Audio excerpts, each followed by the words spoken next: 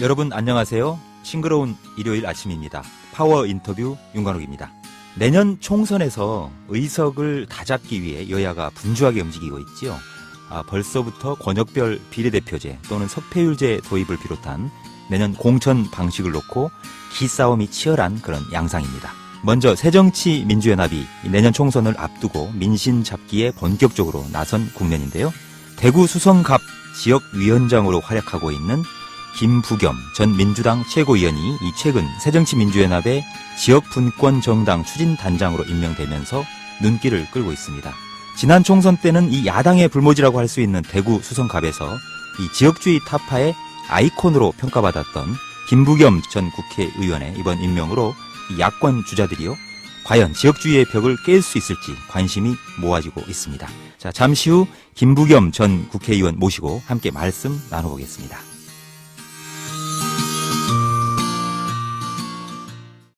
네, 오늘 파워 인터뷰는 새정치민주연합의 대구 수성구 갑 지역위원장으로 또 중앙당 지역분권 정당 추진단장으로 활약을 하고 계시는 김부겸 전 삼선 국회의원 모셨습니다. 김 의원님 안녕하십니까? 네, 안녕하십니까? 네, 반갑습니다.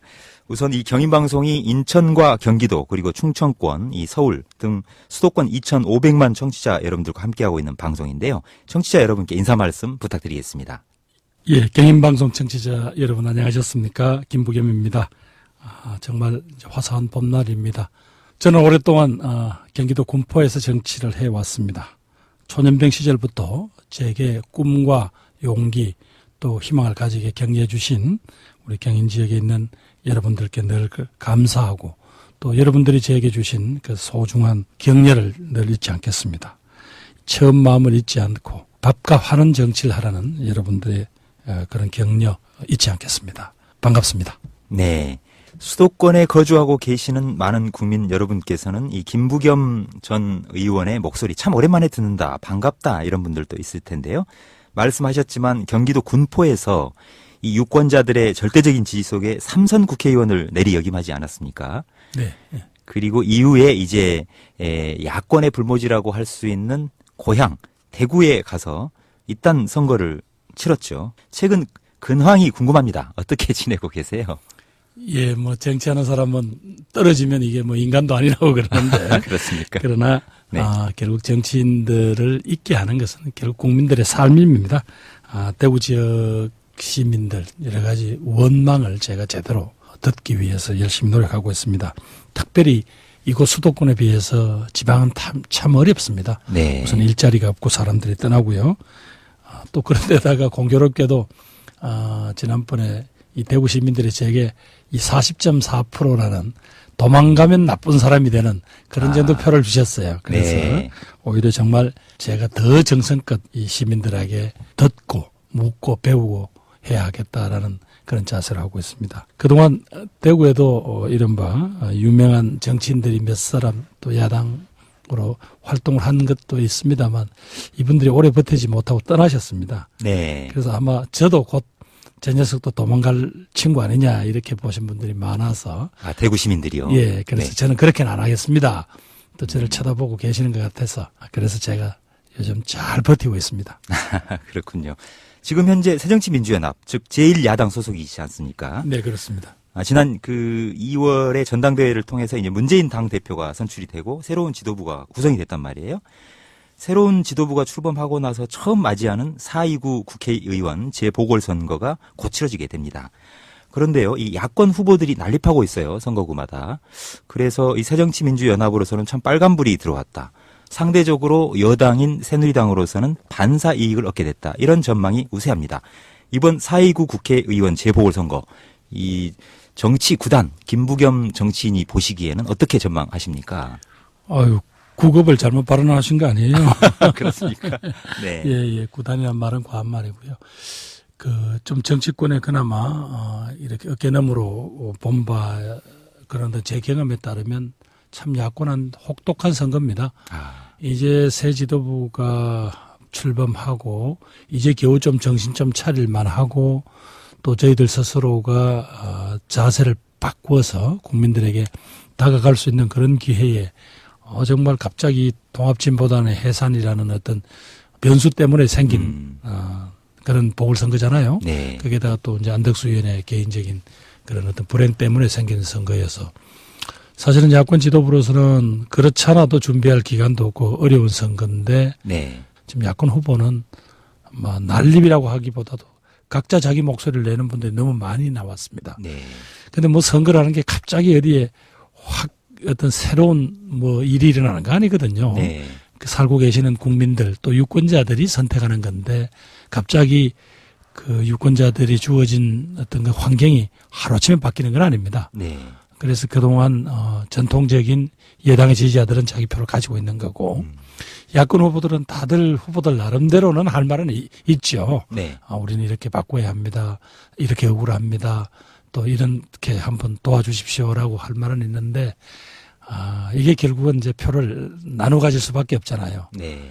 그렇게 됐을 경우에 선거 결과는 물론 국민들이 또 유권자들이 판단하시고 결정하시겠습니다만은 야권으로서는 혹독한 특별히 출범한 지 이제 2달 정도밖에 되지 않는 문재인 대표를 비롯한 저희 당 지도부한테는 참 혹독한 그런 선거다 이런 말씀 드리고 싶습니다. 네. 자, 말씀과 관련해서요. 이번 4.29 재보궐선거도 있습니다만 내년 1년 후면 바로 총선이 있지 않습니까? 봄에.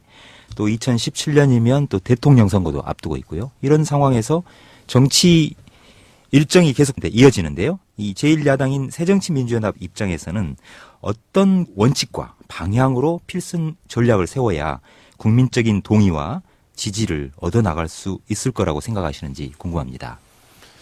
저도 뭐 정치권에 몸담은 지가 이제 제법 되거든요. 한 네. 25년 되고, 각종 당에서 실시되는 뭐 큰 선거, 적은 선거 꽤 지켜본 편입니다. 역시 뭐 뛰어난 전략가가 있고 또 뭐 부분 선거를 잘 치르는 기술자도 있는 건 사실입니다. 그러나 결국 제가 내린 결론은 국민의 마음, 즉 민심을 그걸 이기는 그런 지름길은 없습니다. 결국은 특히 그중에서 야당은 바로 그 국민들의 어려운 처지와 답답한 마음을 대변해 줄 수 있는 그런 진정성이 있어야 어떤 국민들 삶의 절박함이랄까 거기에 뭔가 다가갈 수 있는 호소할 수 있는 그 능력이 있어야만 야당은 존재 이유도 있고 지지도 받습니다. 앞으로 다가오는 총선이나 대선은 대한민국 공동체의 미래를 결정하는 선거 아닙니까? 네. 적어도 이런 큰 선거는 그런 부분적으로는 전술이나 기술 가지고 되지 않더라. 아하. 결국 국민 마음을 움직일 수 있는 뭔가 절박하고 또 진정한 진솔한 호소가 있어야 되는데 그런 점에서 지금 저희들이 그동안 조금 정치적인 과제에 대해서는 조금 잘 싸우고 열심히 싸웠지만 국민들의 삶의 조건, 이른바 민생이라고 하죠. 그걸 개선하는 데는 저희들이 조금 부족했던 게 아니냐는 지적을 많이 받습니다. 그래서 아마 새 지도부도 네. 최근에 경제정당을 하겠다는 게 결국 국민의 이런 절박한 호소에 대해서 우리가 답하는 그런 길이라고 판단한 것 같습니다. 네. 그래서 저는 결국은 야당의 갈 길은 국민의 삶을 진지하게 받아들이는 그것밖에 길이 없다. 그게 제가 내린 결론입니다. 네. 결국 정치라고 하는 것도 이 정치 공학적인 부분들도 필요할 수 있겠습니다만 그 기저에는 국민 마음을 얻을 수 있는 진정성 있는 호소가 사실은 기반이 돼야 된다. 가장 중요하다. 뭐 이런 말씀으로 들리는군요. 네, 파워 인터뷰. 오늘 여러분은 김부겸 전 삼선 의원을 지냈죠. 전 민주당 최고위원을 역임했고요. 지금 현재는 새정치민주연합의 대구 수성갑 지역위원장을 맡고 있습니다. 김부겸 전 의원과 데이트를 즐기고 계십니다. 자, 화제를 이번에는 약간 바꿔보죠. 지역주의 청산 문제를 좀 논의해봤으면 좋겠는데요. 이 수십 년 넘도록 대한민국 정치의 발목을 잡고 있는 화두이자 숙제인 것 같아요. 이 지역주의라는 벽을 뛰어넘기 위해서 사실 김 전 의원께서는 멸사봉공의 자세로 여당, 그러니까 새누리당 텃밭이라고 할 수 있는 대구로 향하지 않았습니까?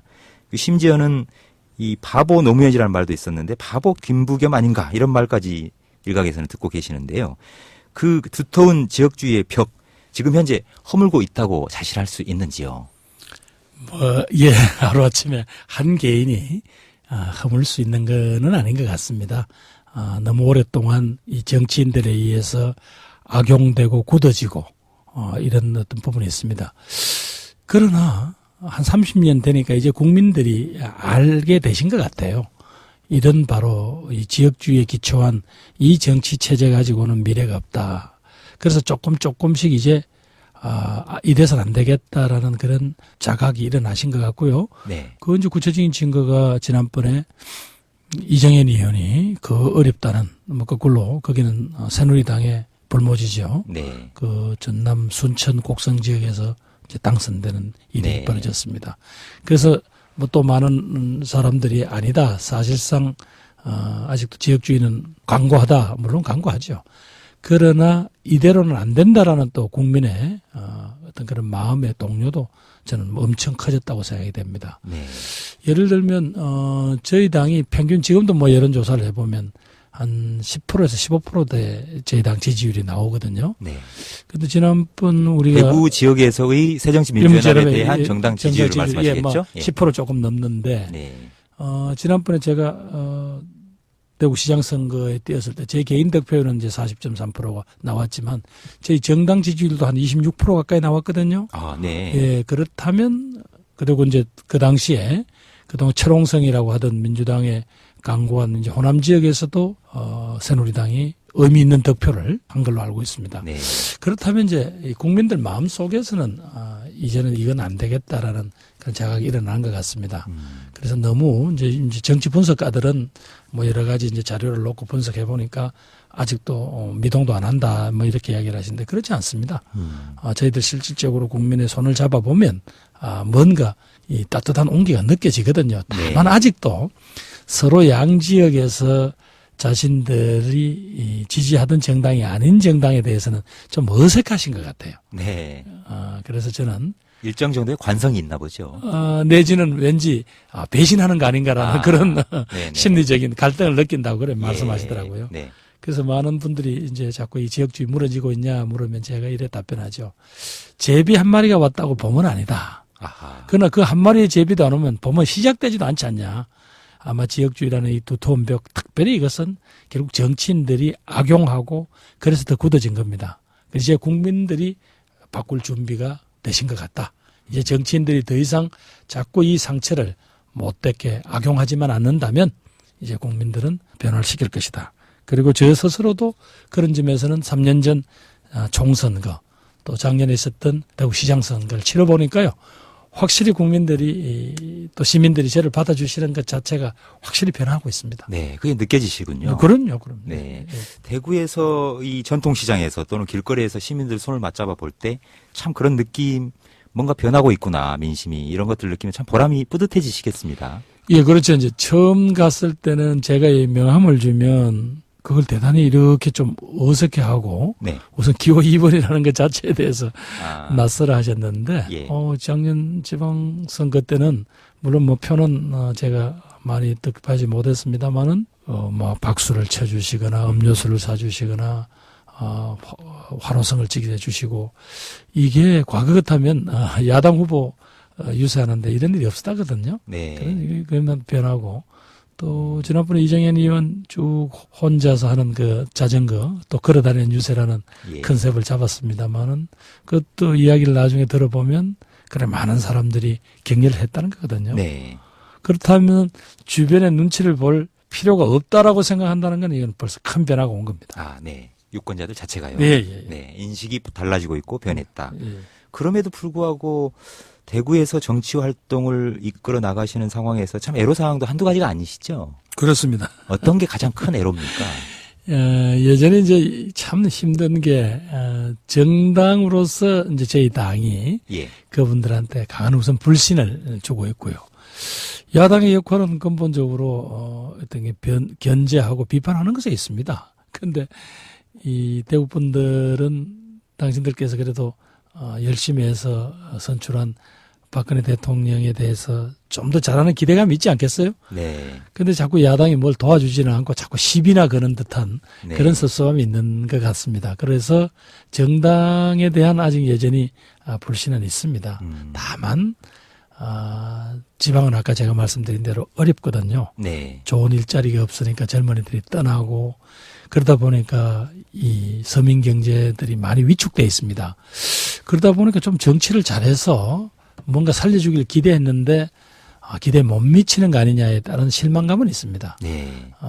그래서 조금 말하자면 아직은 그분들이 당신들의 그 답답한 마음을 저한테 다 털어놓을 정도까지는 아니거든요. 네. 저는 이제 뭐 열심히 한다고 하지만 그래서 그런 점에서 아직도 그분들의 정말로 속마음까지 다 읽을 수 있을 만큼 그래 다가갈 수 없는 거 그게 아주 힘들죠 뭐. 그렇군요. 네. 그런가 하면 이 새정치민주연합 지금 현 지도부에게 뭔가 좀 따끔한 어떤 조언 또는 충고라고 해야 될까요? 뭐 이렇게 방향을 갔으면 좋겠다라고 물론 참여는 하고 계시겠습니다만 당무에 지도부에게 뭔가 바라는 점이랄까요? 이런 게 있다면 어떤 게 있습니까? 최근에 뭐 문재인 대표나 당 지도부가 여러 가지 국민들의 생활을 살피고 또 국민들의 요구에 답하기 위해서 현장을 부지런히 쫓아다니고 하는 이런 건 저는 상당히 긍정적 변화라고 봅니다. 그동안 좀 저희들이 정치적인 과제는 조금 민감하게 반응한 반면 네. 국민들의 삶의 현장을 조금 소홀히 했던 거 아니냐. 물론 뭐 우원식 전 최고위원을 중심으로 한 을지로위원회라는 게 있어서 여러 가지 민생 현장을 많이 뛰어난 건 사실입니다만 예. 아직도 국민들에게 비친 우리 당의 모습은 정치 투쟁은 능하고 또 문제 제기는 잘하는데 끝까지 책임지지를 못하는 조금 그런 이미지가 있었거든요. 네. 그래서 이걸 이제 바꾸는 것이 저희 과제라고 봅니다. 네. 물론 지금 보궐선거가 눈앞에 있기 때문에 또 정당이라는 건 또 선거에서 승리를 해야 되니까 네. 그런 여러 가지 과제가 있겠지만 근본적으로 우리 당과 국민들 사이에 놓여져 있는 이 불신의 벽은 뭔가 그걸 깨기 위해서는 어떻게 해야 되는가 심지어 저희 당을 보고 정치적 자영업자들 아니냐라고 이렇게 비판하는 분들도 있었잖아요. 예. 우리가 이걸 걷어내기 위한 가장 큰 일이 뭔가를 고민하시고요. 당내 토론은 또 치열하게 해야 되겠죠. 그러나 자꾸 여기저기 다른 목소리만 내지 말고 당내에서는 치열하게 토론하되 토론한 결과가 나오면 바로 그걸 들고 국민들의 삶의 현장으로 뛰어가는 그런 진지함. 네. 또 국민들이 지금 절박하게 여기저기서 호소하고 있는 데 대한 그분들과 끝까지 그 목소리를 듣고 대변하겠다라는 우리들의 진지함 이런 것들로 당을 변화시켜야 한다. 그래서 지금 지도부가 지금 노력하고 계시지만 더 절박하게 해 주셨으면 하고 기대합니다. 네. 이 수권 정당으로서의 성숙한 면모를 확실하게 좀 보여달라. 그러면서도 이렇게, 예, 야당이니까 네. 항상 국민의 삶의 현장을 뛰어갈 수 있는 네. 그런 진지함이 있어야 되겠다. 네. 현실을 결코 간과해서는 안 될 것이다. 자, 그렇다면 지금 현재 박근혜 대통령이 이끌고 있는 이 대한민국 국정 운영에 대해서도 한 말씀 해주셔야 될 것 같은데요. 박근혜 대통령의 국정 운영 어떻게 평가하십니까? 우선 뭐 논란은 있고 특히 야권의 지지자들 중에는 박 대통령에 대해서 실망하거나 비판하는 분이 많습니다. 네. 그러나 우리 국민들이 뽑아놓은 대통령입니다. 아직도 임기가 3년 가까이 남아 있습니다. 네. 성공한 대통령이 되도록 우리가 도와줘야 됩니다. 대통령의 국정 운영은 그냥 한 개인의 정치 행위로 끝나는 게 아니라 온 국민들의 삶과 미래가 결정되어 있거든요. 네. 그래서 저는 잘 되길 바라는데 그러려면 지금 많은 국민들이 박근혜 대통령에 대한 몇 가지 실망감과 지적에 대해서는 이제는 국정 운영의 방향을 좀 바꿔야 되지 않느냐라고 생각합니다. 네. 예를 들면 지난번에 연말정산 파동이라든가 네. 또 우리 이제 여러 가지 지금 흔들리는 여러 가지 복지 제도 문제가 있습니다. 자, 결국은 국가가 돈이 부족해서 하기 어렵다라고 하면 대통령이 이제는 당신의 말에 대한 이 강박관념에서 벗어나야죠. 네. 나라가 형편이 어려우면 세금을 더 거둘 수밖에 없는 상황이 온단 말이죠. 네. 그러면 국민들은 지금 현재 이러이러한 이유 때문에 세금을 좀 더 부담을 하셔야 되겠다. 네. 그런데 일반 국민들이 부담할 수 있는 건 한계가 있으니까 네. 조금 더 형편이 되는 분들이 좀 더 내주시라. 이런 호소를 누가 해야 국민들이 믿고 따르겠습니까? 결국 대통령의 대통령이겠죠. 목이거든요. 네. 당신 자신께서도 박근혜 대통령이 후보 시절에 약속한 거 다 못 지키셨지 않습니까? 네. 그러면 그중에서 현실적인 이유 때문에 약속을 조금씩 어길 수밖에 없었던 게 있다면 증세는 없는 그런 복지를 하겠다는 것은 많은 전문가들이 그건 말이 안 말이 안 된다라고 된다. 하고 이야기하지 않습니까? 네. 그런 왜 대통령께서 그 말씀에 집착을 하시는 바람에 밑에 장관들이라든가 이런 분들도 소신껏 지금 못하지 않습니까? 네. 특히 또 여권 내에 있는 주요 정치인들도 이건 아닙니다라는 소리를 하는데도 안 되고 있거든요. 그래서 바로 지금 사실상 이번에 뭐 경상남도에서 무상급식이 이제 철폐되는 바람에 일어난 여러 가지 혼란이나 답답한 걸 보십시오. 네. 이걸 대통령께서 쭉 현장 보고를 받으시고 어떻게 갈래를 정리를 해 주셔야 됩니다. 그다음에 또 하나가 최근에 이제 공무원 연금 개혁이나 노동시장의 구조 개혁 이런 일이잖아요. 네. 이거는 결국은 이해 당사자가 있는 문제니까 대통령께서 아무리 절박하시다고 하시더라도 당사자들 설득하는 과제가 우선입니다. 그렇죠? 네. 또 그분들이 마치 그냥 뭐 턱도 없이 국민들의 어떤 살림살이나 나라의 재산을 뺏어가겠다는 건 아니지 않습니까? 과거에 우리가 약속을 했던 것이고 또 실질적으로 우리 국민의 봉급생활자들이 이른바 노동자들이 막 국민의 거의 과반 가까이 되지 않습니까?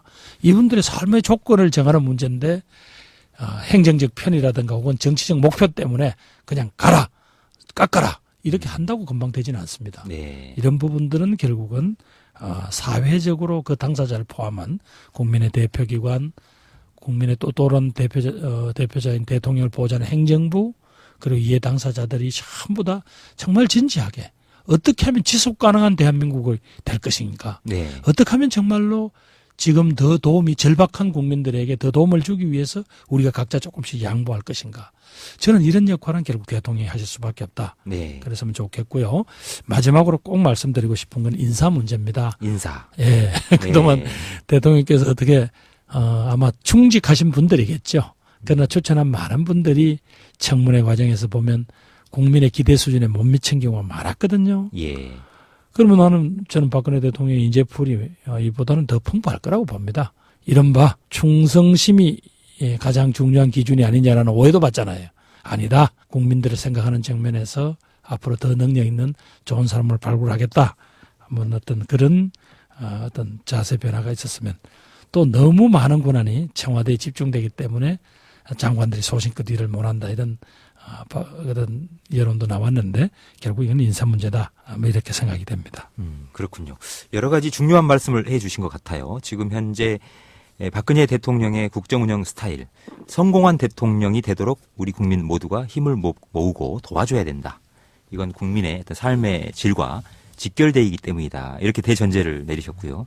그럼에도 불구하고 국민과의 어떤 불통 이미지 이런 부분들을 철저하게 좀 극복하기 위한 노력들이 필요할 것 같다. 또 연말 증세랄지 복지 증세랄지 뭐 이런 부분들의 연말 정산 문제랄지 파동이랄지요. 또 복지 증세랄지 이런 논란과 관련해서도 전향적인 어떤 판단이 필요한 것 같다라고 하셨는데 그중에서도 특히 이 홍준표 경남지사가 이 전격적으로 단행한 무상급식 중단 사태 이 부분에 대해서도 언급을 하셨는데 그러면 지금 현재 홍준표 경남지사가 결단을 내린 이 무상급식 중단 못하겠다. 이 부분에 대해서는 매우 비판적인 시각을 견해를 갖고 계시는 거군요. 네, 그렇습니다. 왜냐하면 이미 무상급식이라는 것은 우리 사회가 어느 정도 용납하고 합의한 이거는 보수 진보를 가릴 것 없이 어느 정도 합의한 거거든요. 왜냐하면 지금 전국의 한 서너 개 지자체를 제외하고는 대부분 지자체가 이 제도를 이미 시행을 하고 있습니다. 네. 나머지 지역도 아마 경비 부담 때문에 지금 부분적으로 확대해 나가고 있는 중이거든요. 네. 그 흐름을 되돌리킨다는 게 무슨 의미가 있느냐. 그리고 홍 지사 나름대로 철학이라고는 하지만 네. 이렇게 소위 어쩌면 우리가 자라날 미래 세대의 아이들 가슴에 어떤 형태로든지 상처를 주는 건 사실 아닙니까? 그렇게 해서까지 아까 이야기한 여러 가지 다른 정치적 파동을 일으켜서야 되겠냐. 그것보다는 오히려 더 어른스러운 모습이려면 오히려 국민들에게 우리 사정을 진솔하게 호소를 하고 네. 세금을 조금씩 더 부담하자든가 이런 걸 하는 게 더 책임지는 모습일 거다 이런 생각이 됩니다. 그런데 이 정치 분석가들은요. 일각에서는 홍준표 경남지사의 무상급식 중단 조치는 결국 내후년 대통령 선거를 겨냥한 이른바 홍준표 이미지 띄우기의 일환 아니냐. 철저하게 계산된 정치적인 판단 아니냐 이렇게 보는 시각도 있더라고요. 혹시 김부겸 전 의원님께서도 그런 그 시각에 동의하시는지요? 그건 뭐 저는 지나치다고 봅니다. 왜냐하면 네. 그동안 쭉 중앙 정치인 홍준표를 보면 이분은 사회적 약자에 대한 기본 강한 애정이 있는 분입니다. 네. 또 그동안 정치 활동을 하면서도 이렇게 부당한 데 대해서는 여야를 떠나서 자기 목소리를 내신 분이고, 그래서 아마 뭔가 이 판단 자체에서 아마 뭔가 이렇게 과도한 결정을 내리게 된 게 아닌가 이렇게 싶고요. 네. 그런 점에서 마치 지금 무슨 홍 지사를 무슨 천하의 역적처럼 이렇게 몰아가는 것은 저는 문제를 푸는 바른 자세가 아니라고 보고요. 아하, 예. 소위 이른바 노이즈 마케팅이다 뭐 이러면서 홍 지사를 이렇게 인격적으로 폄하하는 발언들은 저는 이 문제를 푸는데 도움이 안 된다 이렇게 생각이 됩니다. 네, 그렇군요. 비판도 가하시지만 또 홍준표 경남지사에 대한 동료 정치인으로서의 어떤 애틋함 또 마음들을 좀 느낄 수 있는 그런 말씀이신 것 같군요. 자, 이제 분위기가 좀 뜨거워진 것 같은데요. 이 분위기를 좀 식혀야 될 것 같습니다. 우리가 편안하게 청취자 여러분과 이 좋은 노래 한 곡 듣고 왔으면 좋겠는데요. 혹시 김부겸 전 의원께서 즐겨 부르시는 애창곡이나 아니면 우리 많은 시민들과 함께 듣고 싶은 노래 있으신지요? 저는 뭐 즐겨 부르는 애창곡은 주로 이제 저 이른바 트로트풍이어서 네. 일요일 날 이 시간에는 맞는 것 같지가 않고요.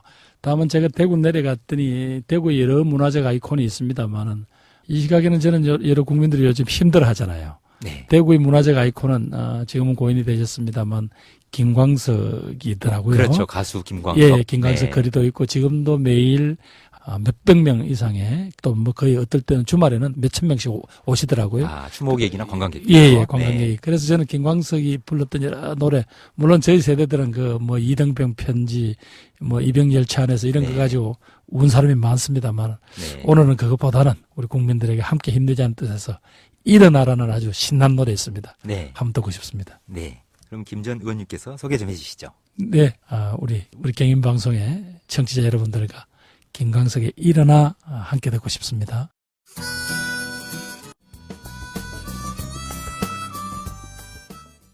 네. 이번엔 이 정치인이기도 하지만 한 사람의 인간으로서 이 김부겸에 대해서 얘기를 좀 나눠볼까 합니다. 간단하게 제가 많은 국민 여러분께서 이미 알고 계시겠습니다만 김부겸 전 국회의원에 대해서 간략하게 그동안 걸어온 길들을 제가 소개해 드리죠. 지난 1956년 이 경북 상주군 오대리라는 산골 시골 마을에서 태어났습니다. 이 아버지가 빨리 결혼해 주길 바랬던 이 할아버지의 성화에 못 이겨서 부친께서 고등학교 2학년 때 결혼을 하고 바로 이듬해 태어난 주인공이 바로 김부겸 전 의원입니다. 그리고 이 김 의원은 대구 중학교를 거쳐서 경북 고등학교를 졸업하고요. 1976년 서울대 정치학과에 입학합니다. 당시 우리나라 정치 상황은 대부분 유신 반대 시위로 얼룩질 상황이었는데요. 두 차례 이 구속으로 재적과 복학을 거듭합니다. 그래서 1987년에야 대학 졸업장을 받습니다. 무려 서울대 정치학과에 입학한 지 11년 만의 일이었죠. 자, 그런데 주목을 끄는 사건이 있습니다. 1980년 서울의 봄으로 일컬어졌었는데 당시 이 복학생을 대표해서 마이크를 잡습니다. 서울대 도서관 바로 앞에 보면 아크로폴리스 광장이 있죠. 거기에 10,000명 넘는 군중이 모여 있는데 이 10,000명 넘는 군중들을 향해서 사자우를 토합니다. 연설을 한 거죠. 이른바 아크로폴리스의 사자우라는 별칭이 이때 생겨납니다. 그때는 이제 대학생 신분이었는데 이후에 82년 대구에서 결혼식을 올립니다. 부인은 당시 한국은행 대구점에서 근무했던 분인데요. 결혼 전과 또 후에 이 부인이 많은 그 고생을 했다고 합니다. 왜냐하면 김부겸이라는 하나의 아이콘, 이런 부분 때문에 어려움을 좀 겪었다고 하는데요. 자, 이후에 삼선 그 국회의원이 됩니다. 이 지역구는 경기도 군포입니다. 그런데 지난 2012년이었죠. 4월에 19대 총선이 열리는데 갑자기 대구 수성갑에 도전을 합니다. 수도권에 그냥 자연스럽게 다선 의원으로 갈 가능성이 매우 높은 상황이었음에도 불구하고 태생적인 고향인 대구를 향해서 갑니다. 당시 야당 소속으로서는 정말 제 무덤을 파는 것 아니냐 이런 비아냥 섞인 이 얘기까지 들으면서도 대구 수성구 갑에 총선에 출마합니다. 결과는 당연히 낙방이었습니다. 하지만 지역주의의 벽과 기득권의 벽 그리고 과거의 벽을 뛰어넘고 싶었습니다. 다들 계란으로 바위치기다 이렇게 조소를 하기도 했지만 대구의 변화의 새바람을 일으키고 싶었던 게 정치인 김부겸의 꿈이었습니다. 이윽고 지난해에는 지방선거에서 이 대구시장에 재도전을 합니다. 그런데 여기에서 사실 놀라운 돌풍이 났죠. 40.42%라는 거의 그 절반 가까운 득표율을 올린 겁니다.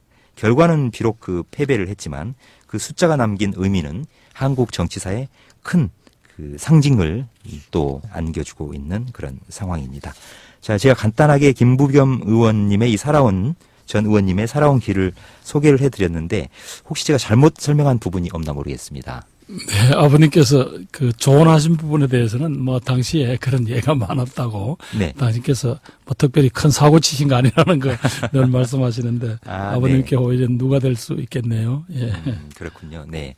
이 과거에는 뭐 한 지금 현재로 보면 중학교 또는 고등학생 정도 나이만 돼도 집안의 손사를 정해서 뭐 가기도 하고 했지 않습니까? 그런 일환으로 이해를 해 주시면 될 것 같아요. 혹시 많은 젊은 이 애청자 여러분께서 이 방송을 듣고 계시다면요.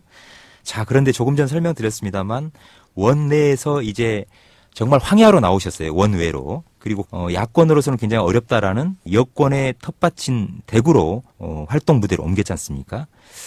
특히 이 정치인에 대한 후원금이랄까요? 재정적 어려움도 한둘이 아닐 것 같은데 이런 문제는 어떻게 뚫고 나가십니까? 예, 우선은 이제 특히 이제 제가 고정 수입이 없지 않습니까? 물론 국회의원 생활을 하기 전에도 그랬었습니다만은. 네. 그동안 쭉 사실은 가게는 거의 집사람 몫이었습니다. 제가 여러 가지로 이제 무슨 정상적인 직업을 갖기는 어려웠으니까 운동권이나 제야 활동을 하고 이러다 보니까. 네. 그래서 집사람이 이제 그동안 안 해본 게 없습니다. 저희들이 서점도 경영하고 식당도 경영을 해보고 독서실도 경영을 하고. 독서실도 하셨나요? 예. 네. 이런 등등을 통해서 했는데 지금 한 19년 전쯤에 집사람이 이제 처남 집사람의 오빠 되시는 분의 네. 도움을 받아서 컴퓨터의 유지 보수 업체를 차렸습니다. 네. 그래서 지금 집사람 포함해서 한 5, 6명 정도가 꾸준하게 큰 돈은 못 벌지만 각자 생계는 유지할 정도로 벌이를 하고 있습니다. 사업을 하고 있는 셈이죠. 네. 그래서 이제 제가 그거 믿고 지금 이렇게 조금 버티고 있고요. 네. 그 외 나머지는 아무래도 이제 의원 때 수입 있을 때보다는 아껴 쓰고 좀 더 부지런하게 뛰어다니고 이것밖에 길이 없습니다. 예. 네, 그렇군요. 예. 자, 가벼운 화제 좀 얘기해 보죠. 얼마 전에 지금 현재 이 배우로 활약 중인 따님이 있으시죠? 네네. 네, 윤세인, 예, 굉장히 유명한 이 탤런트입니다만, 예명이니까 윤세인이겠죠? 네. 네, 성이 다른데요. 자, 따님 혼사를 치른 것으로 언론에도 많이 보도가 됐습니다. 그런데 주변에 떠들썩하게 알리지 않고 양가 가족만 참석한 가운데 매우 조용하고 조촐한 예식을 치렀다고 하는데요. 구태여 그럴 필요가 있었습니까? 예, 우선 스타인데, 네. 두 분 다, 따님도 또 정치인 김부겸도, 예, 네. 마침 저하고 이제 사돈 되신 분들도 의견이 그랬고요. 네. 너무 허례허식에 치우친 그런 결혼식은 안 했으면 좋겠다는 거고, 또 제 자식이지만 또 연연이기 때문에 뭔가 또 좀 조심스럽고, 네. 또 제가 또 정치를 하기 때문에 이제 공인의 신분인 건데 그렇게 이렇게 자꾸 주변 분들한테 결국 이게 결혼 청첩장이라는 게 고지서 비슷하게 되어 있잖아요. 그러니까 이것도 좀 체면이 없는 짓이고 그래서 마침 사돈께서 그런 제안도 하시고 이래서 네. 작은 결혼식으로 끝냈습니다. 그리고 또 어찌 보면 소리 소문 없이 지나가려고 그랬는데 네. 결국은 이제 결혼식 당일날 모 스포츠 신문 연예부 기자가 이 내용을 또 보도를 함으로써 예. 결국 알려지게 됐습니다. 네. 참고로 말씀드리면 최근에 정의와 국회의장께서도 아마 아드님 결혼식을 이렇게 조촐히 치른 걸로 알고 있습니다. 네.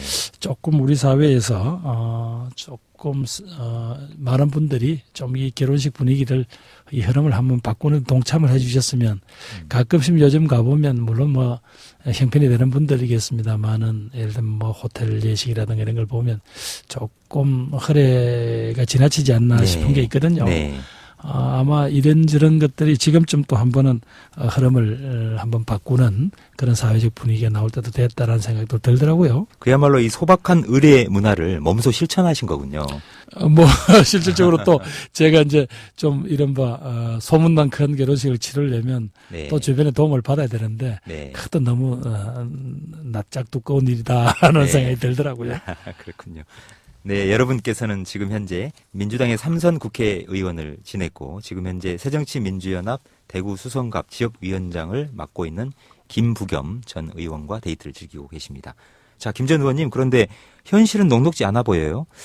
그동안 살아오시면서 가장 어려웠던데 정말 끔찍하다. 정말 그때로는 다시는 가고 싶지 않다. 이런 순간도 있으셨을 것 같고요.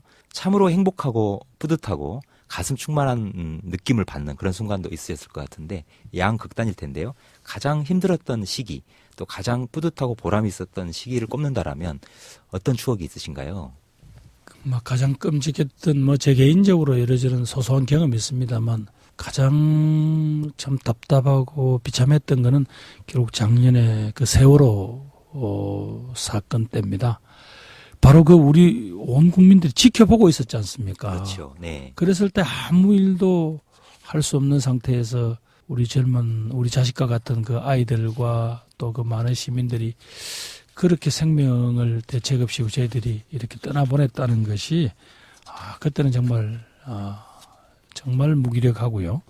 또 마침 그때가 제가 이제 캠페인을 막 시작할 대구시장 선거에 막 시작할 그런 점이었는데, 네. 정말 부끄럽더라고요. 내가 아무 일도 못하면서 뭔가 시민들한테 표를 달라고 하겠냐. 또 좀 끔찍하지 않습니까? 네. 우리 눈에서 그걸 보면서 네. 차라리 오늘 사고가 났다 이렇게 그냥 한 줄 간접적으로 언론을 통해서 접했다라면 달랐을 텐데 네. 이제 그랬던 거고요. 네. 가장 행복했던 순간이라면 제가 이제 학생운동, 제야운동을 거쳐서 얼마 전에 30주년 기념 행사를 했습니다만은 민주통일민주운동연합이나 민통연, 네. 이른바 문익환, 개훈제 이런 분들이 지도하던 그런 제야 조직에 제가 활동을 하고 있었는데 그 조직과 기존 정치권이 협력을 해서 이른바 1987년 6월 항쟁을 이끌게 됩니다. 네. 그때 사실은 저희들이 늘 매일 아침 오늘 시위를 나가게 되면 체포될 수 있고 체포가 되면 또 언제 또 감옥에 들어가서 언제 나올지 모른다는 매일매일 절박한 심정으로 또 기도하는 심정으로 그렇게 우리가 쭉 활동을 했었는데 마침내 심지어 그 당시 명동성당에는 군인들 투입이 임박했다 이런 말까지 있었거든요. 예. 또 혹시 광주의 어떤 경험 때문에 또 유혈 사태가 서울에서 벌어지나 이런 막 두려움과 공포 그러면서도 해내야 된다는 의무감 이런 것 때문에 막 힘들어하고 있는데 6.25 선언이 나온 겁니다. 예. 그때 처음으로 저는 우리 역사에 어떤 국민의 힘으로 민중의 힘으로 어떤 정치적 변화를 이렇게 짜릿하게 만들어내는구나. 또 그때까지 학생운동, 제야운동 제가 그때 한 10몇 년 하고 있었을 텐데 네. 정말 기적을 보는 것 같더라고요. 예. 그게 제 인생에 쭉 돌이켜 보면 저와 저 주변에서는 제일 큰 보람 있는 일이었다 생각이 됩니다. 네. 87년 6.29 항복선언이라고 보통 일컬어졌죠. 예, 그렇습니다. 예. 그 순간이 가장 보람있고 충만감 또 뿌듯했고 그렇지만 바로 1년 전에 발생했던 4월 16일 세월호 참사를 보면서는 너무나도 안타깝고 고통스러웠다라는 말씀을 하셨는데요. 개인적으로 살아온 삶에 대한 추억을 여쭤봤었는데 결국은 다시 또 우리 한국 사회의 질곡, 역사를 그대로 드러내신 것 같아서 그런 느낌이 듭니다. 네. 자, 그런데 바로 이제 내년 4월이면 국회의원 총선이 치러지지 않습니까? 네, 그렇습니다. 내년 총선에서도 당연히 대구에서 또 수성갑에서 출마할 계획이시겠죠? 네, 그렇습니다. 네. 제가 벌써 이제 50대 후반입니다. 네. 그래서 이제는 어떤 형태는 제 나름대로 이제 정치를 이제 정리할 때가 됐잖아요. 제가 이제 이런 지역주의를 한번 넘어보자라는 결심을 제 혼자 한 건 아니고요. 1995년에 당시 이제 정계 복귀하신 김대중 총재께서 새정치국민회의를 만드시면서 민주당을 분당을 했습니다. 네. 그래서 저희들은 조순 서울시장까지 뽑아준 이 민주당을 왜 깨냐라고 이제 반대하신 분들이 네. 김대중 총재의 신당 창당에 참여하지 않고 네. 남아서 저희들이 국민통합운동을 벌였습니다. 네. 국민통합추진회의 혹은 네. 통추라는 그런 어떤 우리 정치 조직을 만들었었는데요. 한 분 따져보면 이런 분들이었습니다. 네. 김헌기 전 국회의장님, 예. 고 노무현, 고 재정구, 현역으로 활동하고 계시는 유인태, 원혜영, 박성무 전 의원 같은 이런 분들과 함께 우리가 국민통합추진회의를 했습니다. 네. 그리고 전국을 뛰어다니면서 강연도 하고 호소도 했거든요. 네. 그때 저희들이 이렇게 호소했습니다. 왜 남진 나훈아 같은 가수들은 국민들이 지역과 관계없이 다 좋아하시면서 네. 유독 정치인들만 이렇게 지역별로 이렇게 하시느냐. 이래서 미래가 있겠냐. 또 그러면서 그때 저희들이 이 어려운 시기를 버텨보자고 선배들께서 얼마씩 출자해가지고 하로 동선이라는 식당을 운영을 했었어요. 네. 유명했죠. 아주. 예, 네. 하로 동선. 여름 난로, 겨울 부채. 예. 당장은 필요가 없습니다. 여름엔 난로가 필요 없고 겨울에는 부채가 필요 없지 않습니까? 그러나 시간이 지나면 다 쓰임새가 있게 되더라는 게 인간 세상의 순리 아니냐. 네. 따라서 우리가 외치는 바로 국민통합이라는 이거 지금은 별것 아니라 하더라도 언젠가 국민들이 그 절박성을 이해하실 거다라고 생각을 하고 했었어요. 그때 제가 제일 막내였거든요. 네. 20년 세월이 흘렀습니다. 네. 이제 그분들은 대부분 한두 선배들 제외하고는 돌아가시거나 은퇴를 했습니다. 이제는 제가 그 정치적인 숙제를 풀 때가 되었다. 마지막 과제다. 그렇게 생각을 하고 제가 이제 지역주의 청산이라는 균열이라고 합시다. 지역주의 균열이라는 이 숙제를 위해서 제가 대구를 갔는데 아마 두 번 떨어뜨리셨으니까 내년쯤엔 한 번쯤 네. 어떻게 마음을 좀 바꿔주십사 하고 지금 호소드리고 있는 중입니다. 그렇군요. 내년 총선에서 국회 등원 여부와는 상관없이 그 다음에 이듬해에 치러질 차기 대통령 선거에서 야권의 유력 주자 가운데 한 사람으로 김부겸 전 의원을 꼽기도 합니다. 대권의 꿈 있으신가요? 지금 총선을 아직 통과 못한 일종의 이 낙백 거사한테 뭐 대선 후보 운운하는 거는 적합지 않습니다. 네. 특히 저희 대구 출마 자체를 자꾸 누가 다음 정치적인 어떤 도약을 위한 어떤 그런 단계다라고 이야기해요. 보석 아니냐? 예, 네. 그래 보는데 사실상 그걸 누가 그걸 계산을 하고 할 수 있겠습니까? 아까 말씀드린 대로 제게 선배들과 20년 전에 한 약속, 어떤 정치적 그 마지막 숙제다. 그래서 지역주의를 넘어서는 국민 통합의 정치, 그거 한번 실현해보고 싶다는 제 꿈 때문에 지금 버티고 있는 겁니다. 네. 그래서 대구 출마를 만약에 대선으로 가는 발판 정도라 이래 생각하고 움직이면요. 우선 대구 시민들이 그 제 진정성을 알아줄 리도 없고요. 또 그분들에 대한 저도 도리가 아닌 것 같습니다. 그분들이 아마 저보고 도망가지 말라고 3년 전에 그 어려운 시절에 40%를 주셨는데 제가 바로 그분들의 지지를 이렇게 저희 정치적 출세를 위해서 금방 이렇게 활용을 하면요. 이런 뭐 호박씨 가서 한 입에 털어넣는단 말이 있죠. 그처럼 네. 조금 이렇게 얄밉게 보실 겁니다. 그래서 네. 저는 지금 지역주의 넘어서는 국민 통합이라는 이 깃발 계속 들고 한번 그분들에게 호소하는 게 지금 저한테 주어진 과제라고 생각합니다. 네. 지금 주어져 있는 길을 묵묵히 걷겠다. 조용히. 네. 그 이상도 이하도 아니에요. 단칼에 자르시는군요. 잘 알겠습니다. 자, 올해가 유네스코가 지정한 세계 책의 수도 인천의 해입니다. 우리 국민 여러분들이 이 책은 한번 꼭 읽어봤으면 좋겠다. 일독을 권하고 싶은 추천 도서가 있다라면 한 권 권해주시죠. 제 개인적으로는 뭐 이제 정치권에 와서 이제 주로 읽은 책들입니다만은 남아공의 전 대통령 지금 돌아가셨습니다만 넬슨 만델라 대통령이 오랜 수감 생활 끝에 낸 자서전이 있습니다. 자유를 향한 머나먼 길이네요. 당시에 이제 이런 어려운 시절에 당시 김대중 전 대통령께서 이걸 번역을 하셨어요. 고비고비마다 한 인간의 고뇌와 그때마다 또 묵묵히 자기 책임을 질 수밖에 없었는가 뭐 이런 내용들이 좀 담담하게 기술되어 있습니다. 아마 우리 모두도 인생을 살다 보면 바로 이 만델라 대통령이 겪었던 그런 고비들이 수시로 다가오지 않습니까? 꼭 권하고 싶은 책이다. 그렇게 말씀드리고 싶고요. 네. 쪼고 넬슨 만델라의 자서전 자유를 향한 머나먼 길. 예. 우리 다 함께 읽어보도록 하지요. 이 끝으로 못다 하신 말씀 또는 덕담 있다라면 우리 경인방송 청취자 여러분들에게 한 말씀 해주시길 바라겠고요. 그리고 맺도록 하겠습니다. 예, 경인방송의 청취자 여러분 정말 감사합니다. 저한테 이런 귀한 시간을 주셨고요. 제가 여러분들하고 처음 인연을 맺었던 한 15년 전에 비해서 한국 사회는 더 힘든 것 같습니다. 제가 본 한국 사회의 맨 얼굴은 정말 상처투성입니다. 갈등 사회이고 위험 사회이고 부패 사회이고 또 그리고 경제는 저성장에 접어들어서 일자리는 점점 더 부족하고 빈부격차, 이념 갈등, 세대 갈등 어느 하나 대한민국의 미래는 밝은 이야기를 해주지 않고 있습니다. 특히 또 그중에서 제가 화두로 삼고 있는 이 강고한 지역주의도 한국 정치의 이 근본적인 이 균열을 확 움켜쥐고 있습니다. 그러나 우리 민족사의 역사를 보면 이럴 때 바로 우리들은 일어섰습니다. 혼자 일어서신 게 아니라 다 함께 일어서셨습니다. 나보다는 이웃과 함께 생각하는 어떤 연대의 하는 그런 마음과요. 또 그리고 한 개인보다는 우리가 함께 살고 있는 이 공동체, 국가, 민족의 앞날을 잘 되기를 바라는 그런 공공성을 우리 선조들, 우리 선배들은 늘 보여주셨고 그 힘으로 우리에게 주어진 그 도전적 과제들을 밀고 나왔습니다. 지금까지 한 번도 겪어보지 못한 어려움일수록 우리들이 전부 손에 손잡고 함께라면 저는 넘을 수 있다고 생각합니다.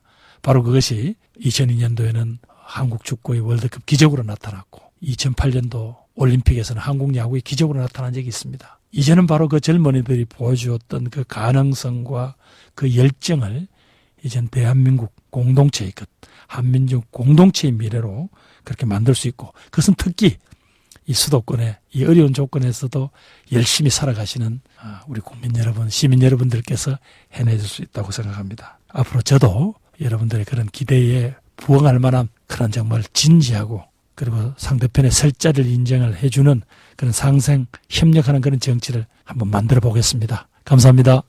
제비 한 마리가 날아왔다고 해서 봄이 온 것이라고 볼 수는 없다. 그렇다고 제비 한 마리도 오지 않는다면 봄은 언제 오겠느냐, 이런 얘기를 하셨는데 굉장히 귀에 쟁쟁하게 남아있는 것 같습니다.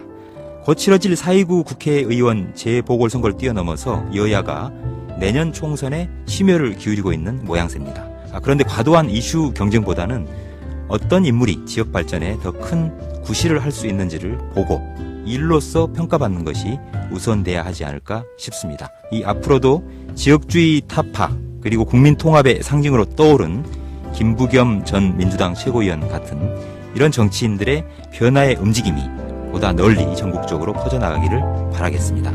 또 김부겸 전 의원의 맹활약상을 기대해 보겠습니다. 파워 인터뷰 저는 윤관욱이었고요. 이어지는 황순유의 해피타임 907 많은 애청 부탁드리겠습니다. 감사합니다.